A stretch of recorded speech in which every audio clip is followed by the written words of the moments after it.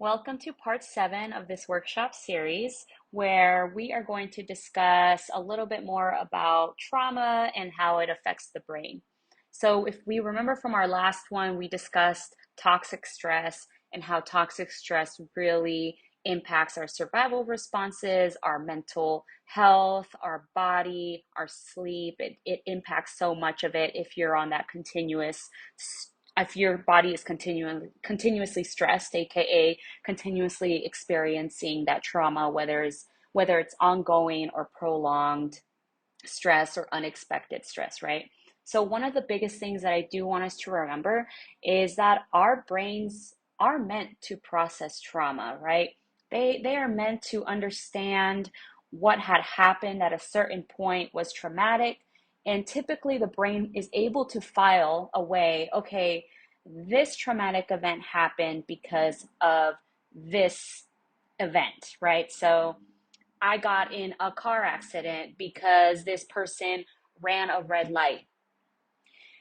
Now, once you understand that, you may experience some symptoms of being afraid or getting a little shaky or anxious to get in a car, but eventually that starts to subside if your brain has processed and healed correctly.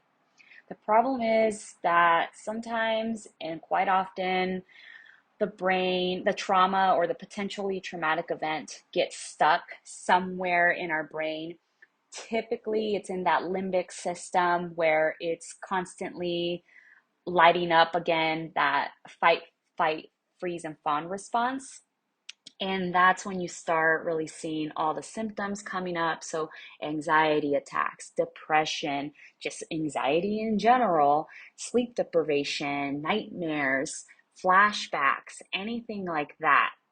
So, when that's what happens when trauma gets stuck somewhere in the brain and it's not able to come up to the front part of the brain to let us know that, hey, this was a past memory. You don't have to have these anxiety attacks anymore. You're safe, you're okay.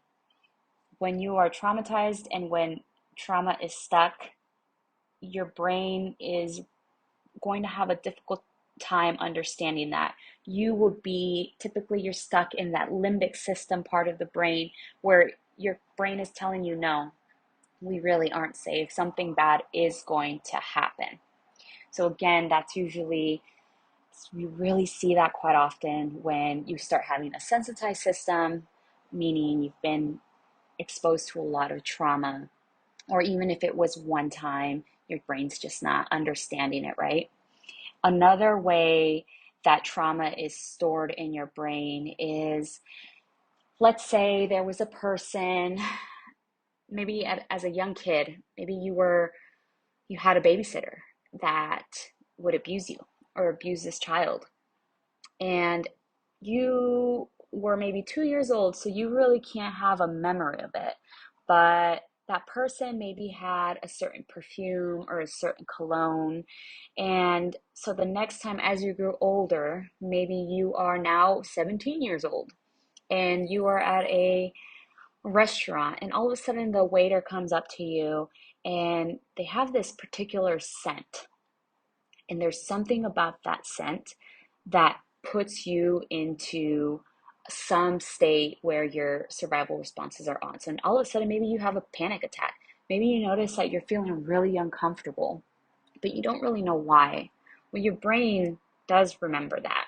And it's letting you know when this scent was around, I was not safe. And so we are not safe right now. And we need to figure out what to do. We need to get out of here. We need to have this panic attack, etc., etc.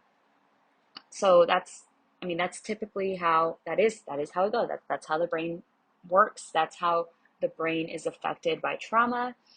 And that is why sometimes people can't just, how they're like, get over it. It happened a long time ago. Yeah, I mean, in a sense, logically, you kind of know that it happened a long time ago, but your brain is still not fully bringing it up to your smart part, your prefrontal cortex. It's still stuck in that emotional piece. And that's why it's really important to, do therapy or find out ways to continue to heal or learn new skills and vice versa. All right, so in the next slide, we're going to discuss certain responses in children. So again, those flight, fight, freeze, fawn responses and what that looks like in a child. And we're going to break it up. So let me know if you have any questions. Thank you for listening. I hope you learned something. If not, well, there are other videos. I'm really sorry. All right, see y'all later.